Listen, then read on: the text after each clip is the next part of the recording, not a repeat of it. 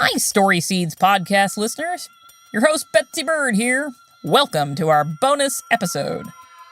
One of my favorite parts of this job is that I get to talk to all the authors we are featuring on the podcast to get behind-the-scenes scoops on their experiences in writing life.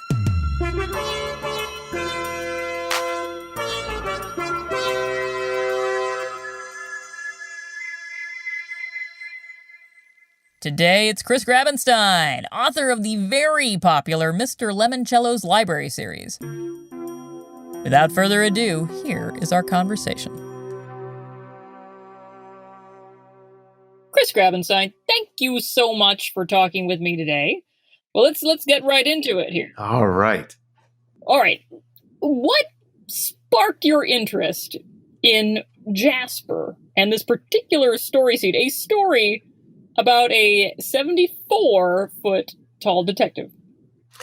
Well, it's actually the 74-foot height of our... Let's be precise here, yes. I used to do improv comedy, so I'm always looking for like a challenge or like, give me something, and I'll make something up about it. And that what I thought Jasper did a good job of was coming up with a story seed that had a specific, because I think the best seeds are really specific like that. You've got a 74-foot detective, so you have to do a lot of thinking about that, and it really kind of sparked me to start imagining that world. Well, that was one of the things I really liked about the whole talk was you really dug down into the specifics. Some people would be like, 74-foot detective, sure, let's just... we'll just begin with the mystery and, then we'll explain his backstory later. But you really, and especially with him, you really worked with him to get just the entire guy's backstory, his life, what it was like. And then when you wrote the story, you really spoke about, what his life was like way before the mystery even came along. So why did you set it up that way with the story first and the mystery sort of afterward?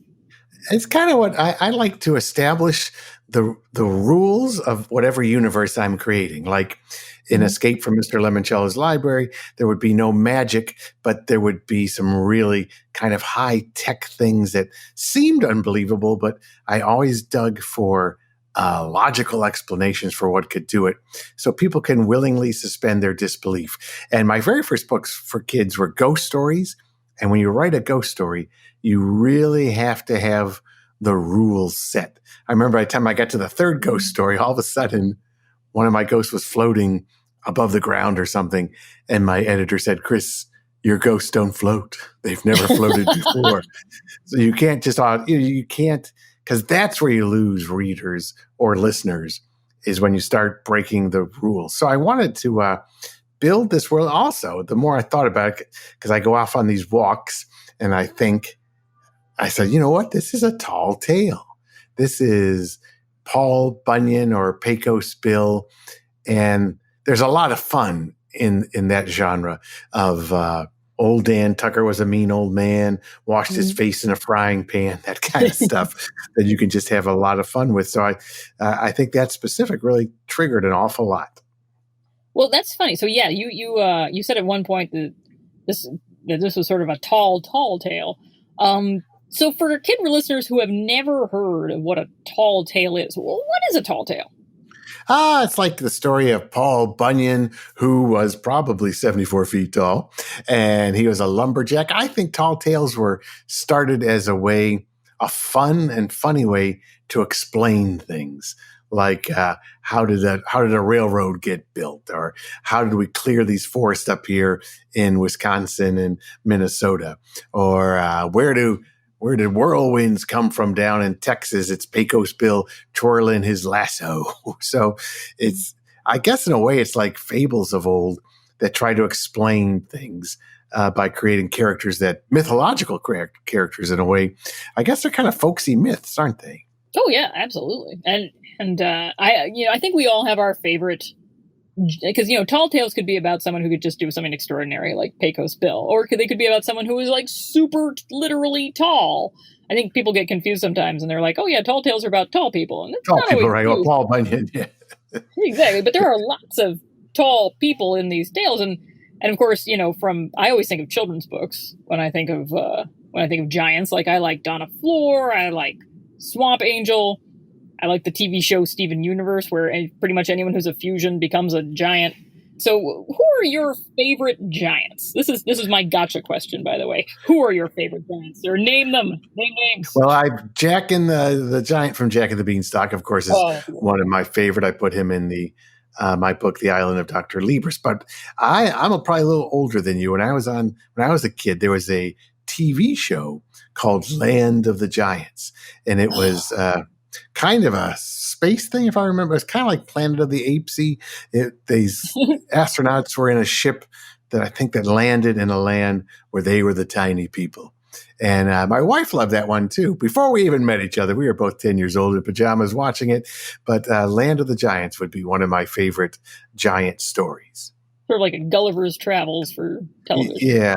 And I like those picture books with the big dinosaur. I can't remember the name of but I used to have a print from one of those picture books where the big green dinosaur plays baseball and things like that. Oh, yeah. Was that Dinosaur Bob? That was the... I think it's Dinosaur Bob. Dinosaur Bob and the Family Lizardo? That's a... Yes.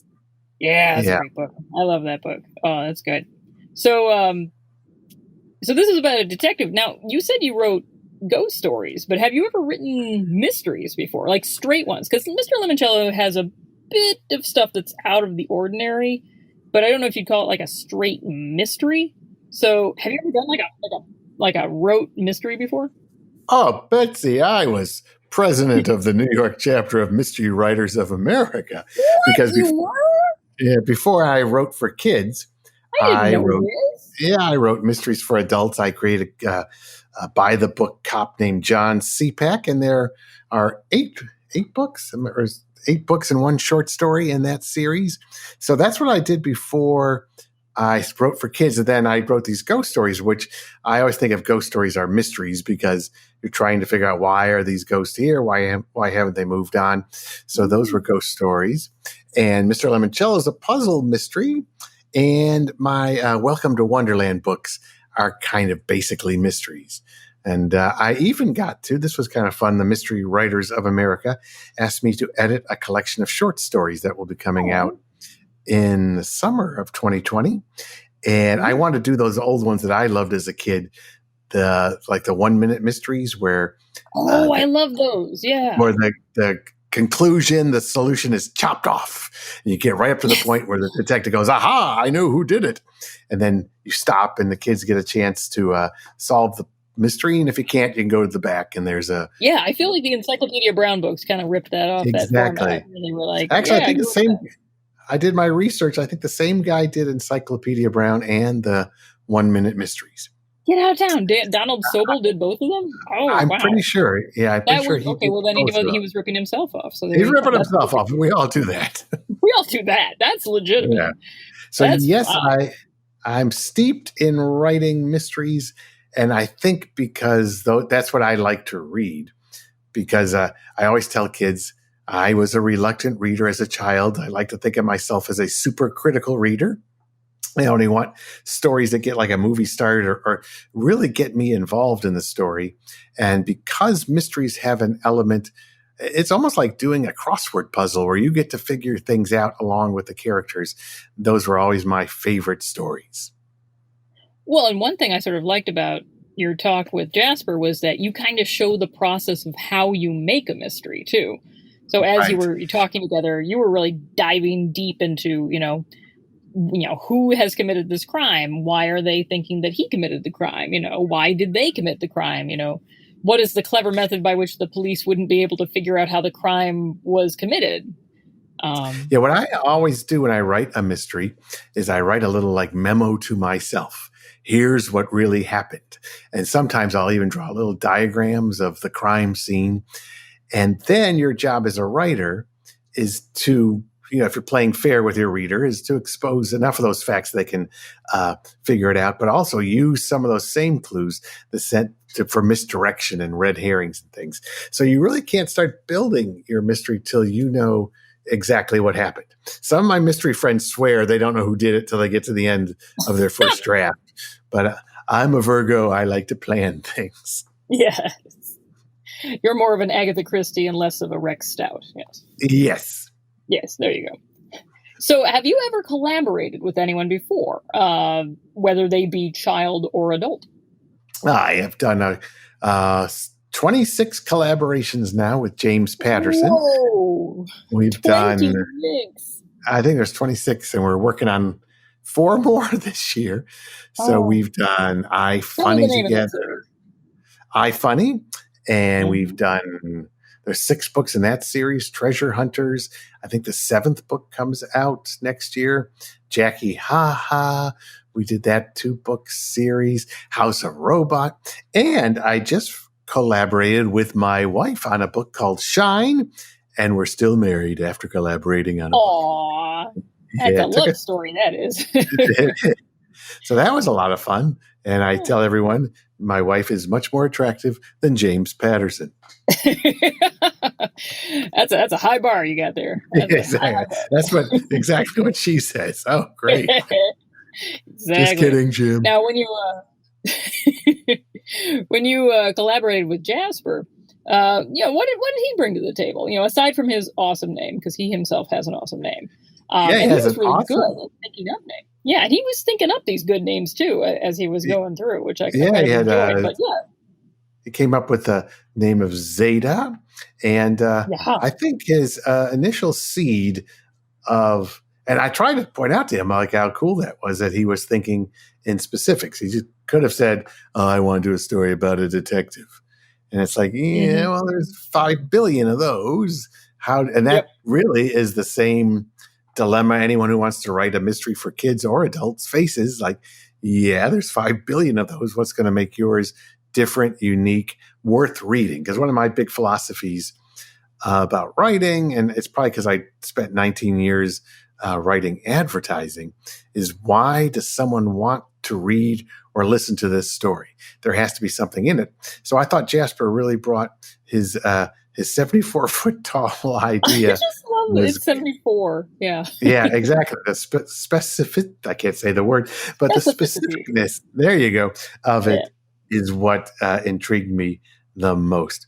And then he was good to bounce ideas off of and spitball, and he was open to things. A lot of people, when they're collaborating, they're really not. They have an idea of where they want the story to go, and that's it. And you'll get a lot, no, that wouldn't work. No, I don't think, no, the way I saw it. And again, it goes back to my improv roots when I did the New York version of Second City with a couple troops here in the city. You always say yes, and you never say no to what your scene partner, in this case, the writing partner, proposes. And that's how I think Tina Fey talks about in her book.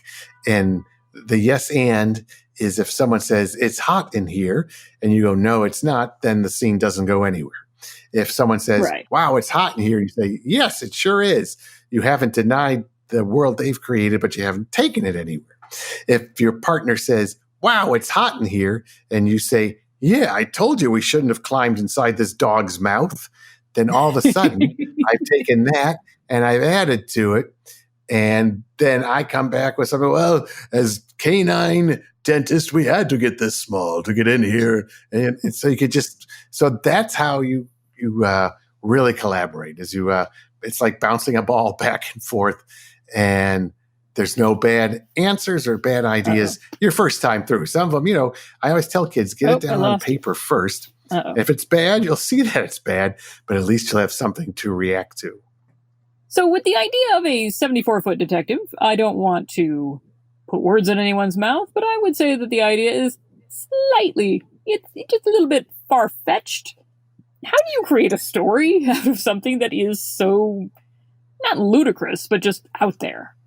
That's where I think, again, the world building and the logic and it is, and actually the making it sound believable is where the story starts and what makes the story fun. I think if I just started like there's a crime and the chief of police knew the only one who could solve it was a 74-foot tall detective, you'd go, what? But what I try to do is start with those tall tale kind of flourishes and you realize, and also with stories, you always want someone to learn something or someone to grow. So I thought, if you're a 74-foot tall, and I made him a kid. I don't think Jasper necessarily cared whether the detective was a kid or an adult. But I think if I was a kid and I was 74 feet tall, I wouldn't have accepted it yet. I wouldn't have learned how to live with it yet. So it's kind of like the 74-foot tallness can become a metaphor or a stand-in for everything else that kids think that's weird about them. So I wanted him to be in this position where he knew he had, like, this is cool. On the one hand, he's really tall. He can do all this stuff. But on the other hand, he doesn't fit in. And the one thing he wants more than anything is for his mom to be happy with him. And she's not when the story starts. That's true. That is true. And then in the course of things, you both went up onto the roof, I believe, of your building.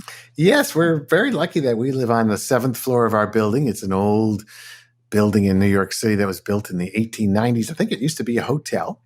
And all of us on the 7th floor have little spiral staircases that take us up to the roof, which we've made into like a little deck up there. But I thought it was pretty neat because especially New York, unfortunately, has these really tall, ugly buildings going up now they're sort of dwarf the entire skyline. They have a really small footprint, but they're as tall or taller than the Empire State Building. And so it kind of looks like giants invading. But when you get up to the roof of our building, it gives you a perspective of what this character, how he might have to look at the world.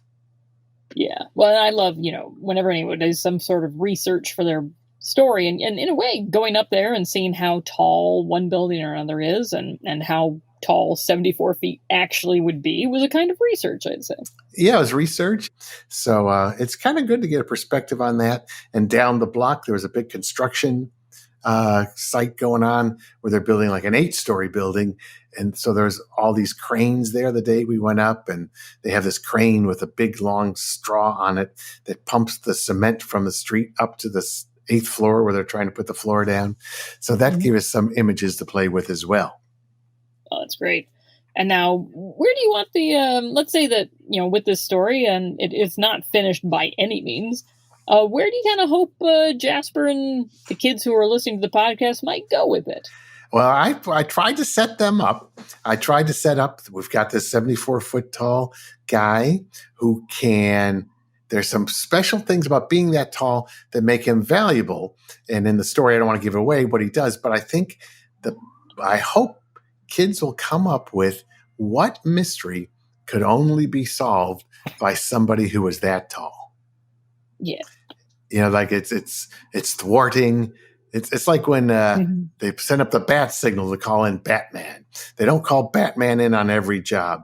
But when would you call in a 74-foot detective? Are there a series That is the question. Is there a burglar in the town, the 7th story man or woman who only robs? That's his MO, his modus operandi. Is he only robs the 7th floor apartments? And the police, to get there, they have to take the elevator, run up the stairs, and he's always one step ahead of them. That's when you need a 74-foot tall detective. Or something like that is where I hope they go with it. Something like, when would his specific talents be called on? Exactly. And of course, you have to tell me, I don't know if you can, but does he make his mom proud?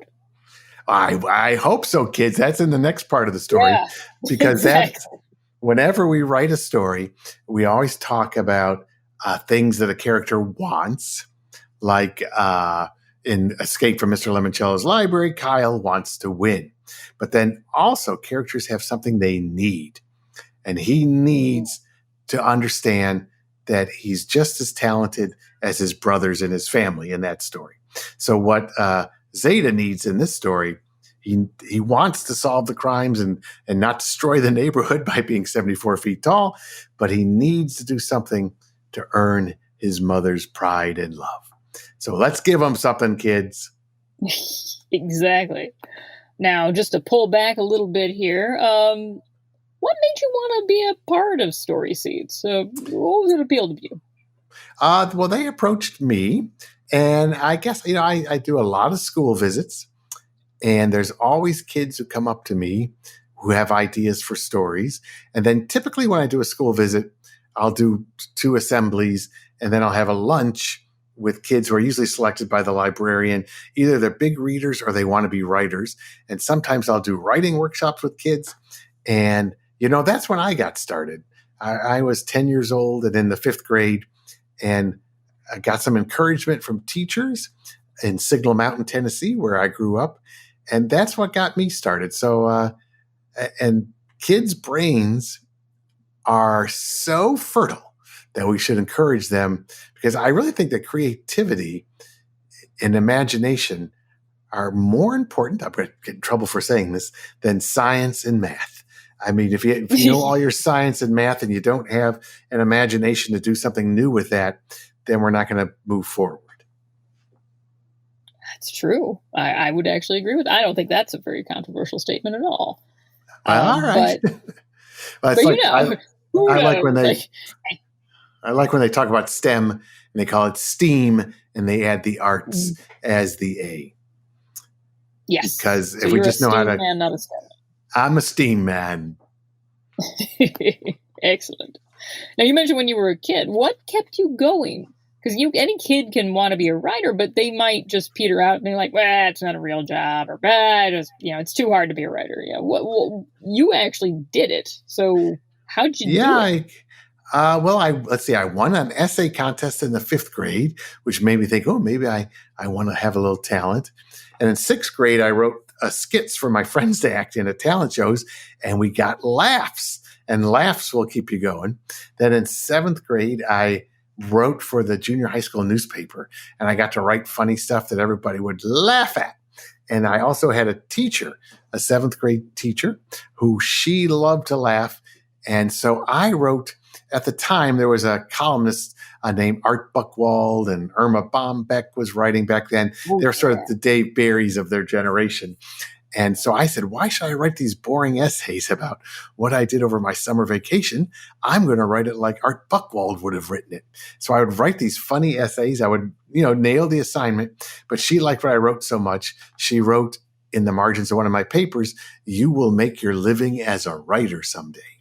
So as I tell kids, when a teacher tells you something, it has to be true, because they take a vow never to lie. So that encouraged me. And then by 8th grade, I started showing off. I really wanted to be a writer, and I was terrible because I was doing everything I thought a writer should do, using big words and being poetic and stuff. And I actually sometimes will read something from my 8th grade composition book that's just horrible.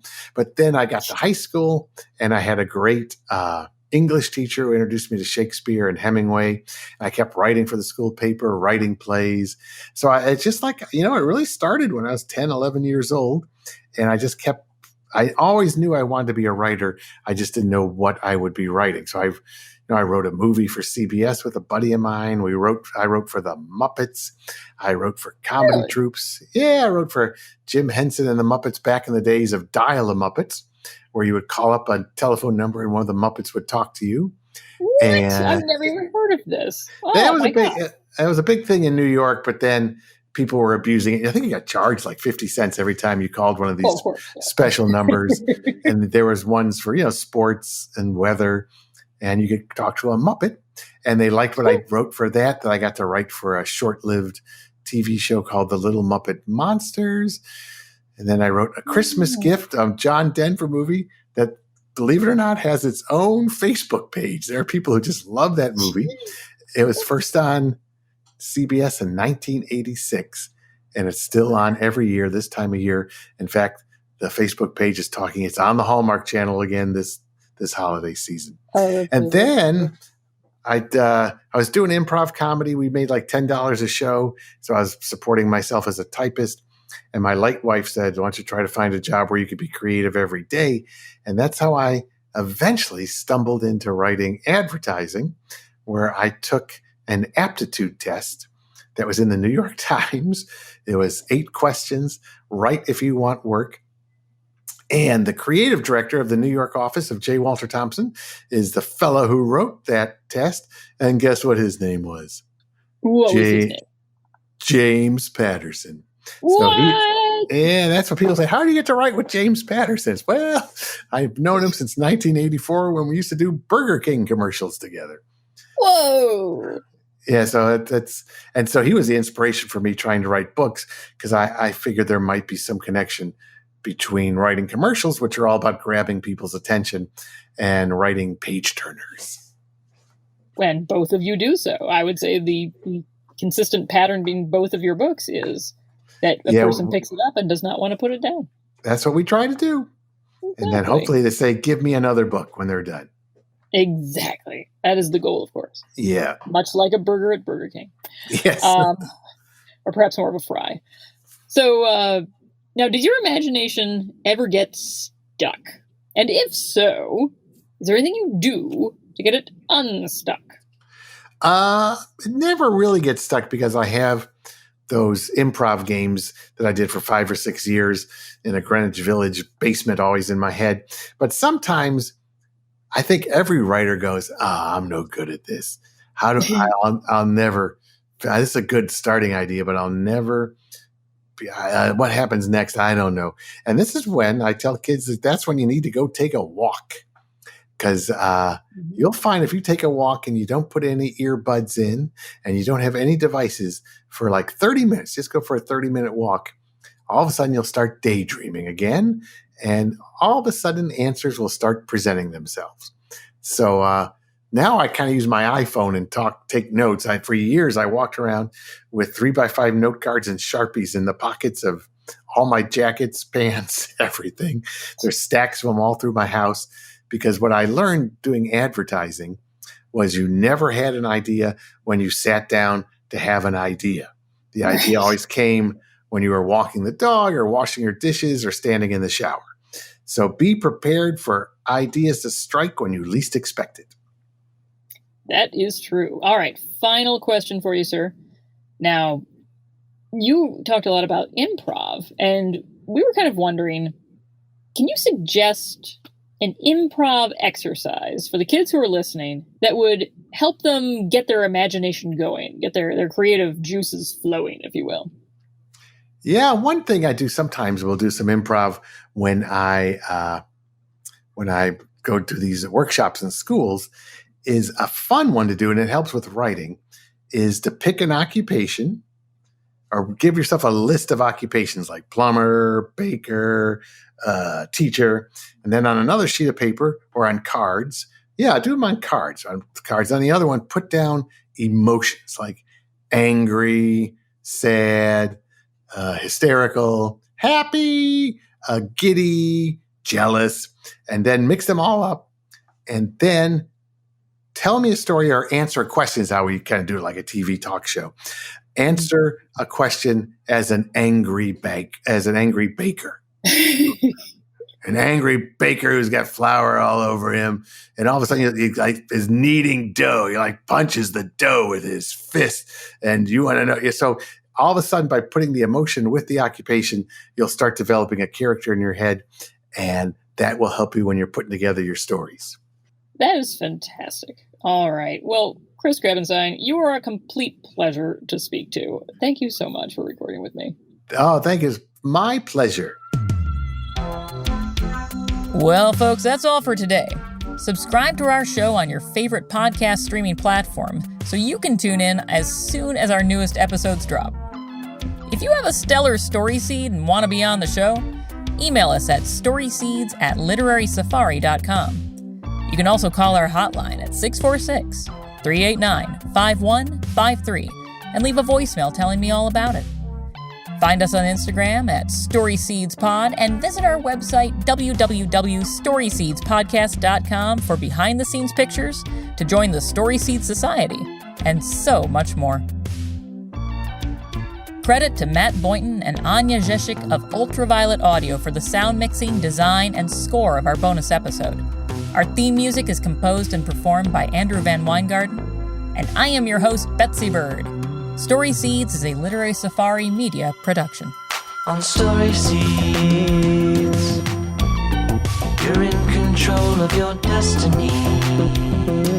Adventures you design, where your dreams can grow a little more each time. story seeds.